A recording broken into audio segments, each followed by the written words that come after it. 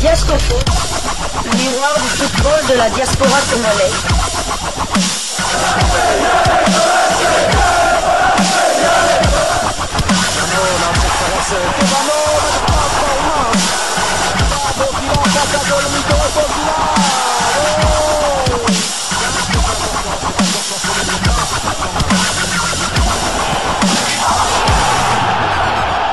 Diascofoot, le miroir du football de la diaspora congolaise.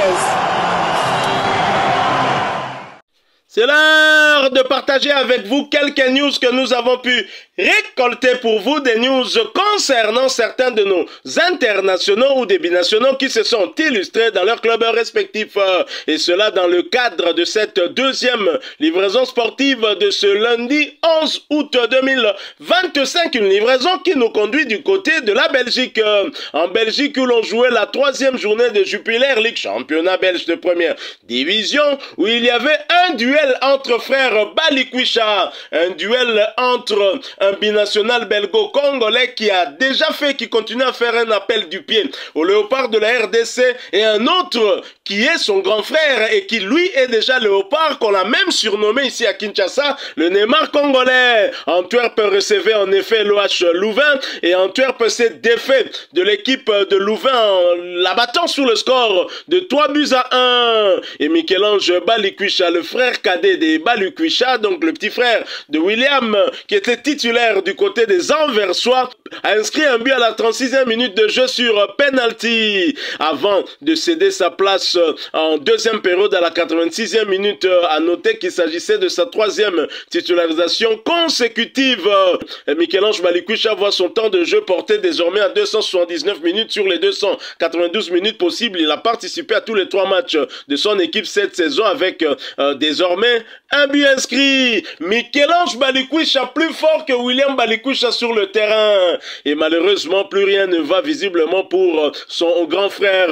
Et pour rappel, Michel-Ange Balikwisha reste bien évidemment éligible pour jouer avec la République démocratique du Congo. Après ce succès après la 3e journée, Antwerp occupe la 7e place avec 5 points. Une victoire, 2 nuls et 0 défaite, 9 buts inscrits contre 5 encaissés. Prochain rendez-vous, ce sera pour le compte de la 4e journée du même championnat et un déplacement sur le terrain de Charleroi où Michel-Ange Balikwisha sera en face d'un autre binational belgo-congolais, Isaac Mbenza. Ce match aura lieu le dimanche prochain, ce sera le 17 août 2025 sous le coup de 17h30 de Kinshasa, 18h30 de Goma. Nous sommes à l'est de la République démocratique du Congo. Du côté des visiteurs, William Balikwisha, le grand frère, était sur le banc à l'entame de cette rencontre. Il fera néanmoins son entrée sur l'aire de jeu à la 88e minute après la sortie de son petit frère. Son temps de jeu passe désormais à 156 minutes sur les 286 minutes possibles. Lui également a participé à tous les 3 matchs de son club. Après ce revers, l'OH Louvain ferme la marche du championnat au classement après 3 journées, 0 victoire, 1 nul et 2 défaites, 1 point seulement dans la gibecière de l'OH Louvain. 3 buts inscrits contre 10 encaissés, un goal différence de -7. Plus rien ne va pour l'OH Louvain. Il est temps de se ressaisir rapidement et l'occasion leur sera offerte pour le compte de la 4e journée avec la réception du KRC Genk. Encore une montagne devant l'OH Louvain, mais c'est devant les obstacles qu'on arrive finalement à bien se mesurer. Ce match aura lieu le vendredi prochain, ce sera le 15 août 2025 sous le coup de 19h45 de Kinshasa, 20h45 de Goma. Nous sommes à l'est de la République démocratique du Congo. Puisque nous parlons du KRC Genk, justement, ce dernier se déplaçait sur le terrain du Standard de Liège.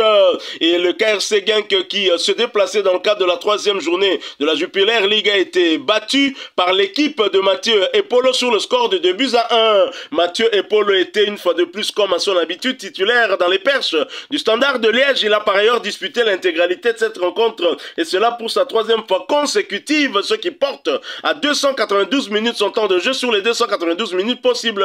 Et Polo a participé à tous les 3 matchs avec son club.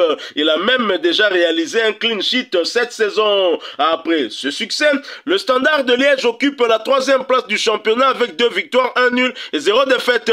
7 points, donc 5 buts inscrits contre 2 encaissés. encaissé. Goal différence, donc c'est plus 3. Prochain rendez-vous pour les Liégeois, ce sera pour le compte de la 4e journée et un déplacement dans la capitale belge pour y affronter le tenant du titre, l'Union Saint-Gilloise. Ce match aura lieu le samedi 16 août prochain sous le coup de 19h45 heure de Kinshasa, 20h45 heure de Goma. Nous sommes à l'est de la République démocratique du Congo. Du côté des visiteurs, Joris Kayembe titulaire avant d'être remplacé à la 66e minute de jeu. À noter qu'il s'agissait de sa 3e titularisation consécutive, ce qui porte à 247 minutes son temps de jeu sur les 291 minutes possibles.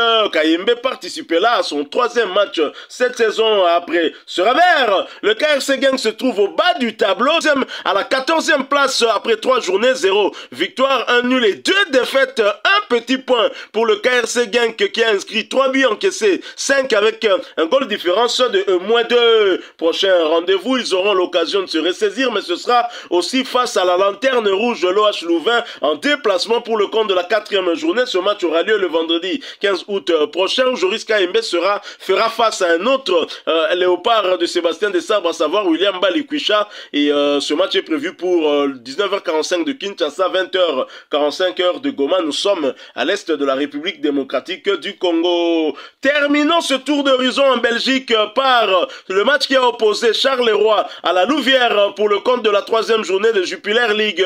Charleroi se déplaçait du côté de la Louvière et a été battu sur la plus petite démarche sur le score d'1-0. Isaac Mbenza sur le banc à l'entame du match a fait sa montée sur la pelouse à la 61e minute. Son temps de jeu passe à 260 minutes sur les 513 possibles. Il a participé à tous les 5 matchs avec son club.